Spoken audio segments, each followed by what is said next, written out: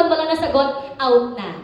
Okay, pag naulit yung sagot, out. 3 lang. Ang tagal naman doon. For our first category,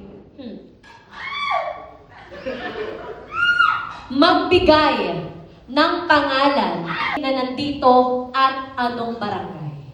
Okay? Kahit sino pwede niyong banggitin dyan. Pangalan lang, di kailangan ng apelyido. 1, 2, 3, go! Joseph Bartolata, barangay naman. Okay? Next? Elvin Fortaleza, barangay San Isidro. Okay, next? Jessa Bravo, San Jose.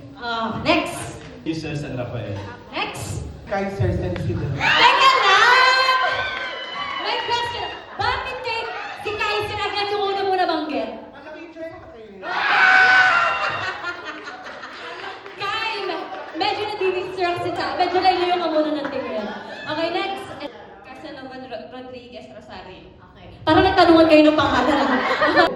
Miguel Lapat, Rosario. Okay, tama po ba yun? Okay, next. Tito Cura, Heronimo. Okay, next. Oh, ay! Sige. Miguelito Ormelita. Ano barangay? Geronimo. Okay, next. Isa pa. Jessa May Bravo. Out ka na! Okay, next. Hindi ko na maskap. Okay, nabanggit na si Nico? Wala pa. Okay, next.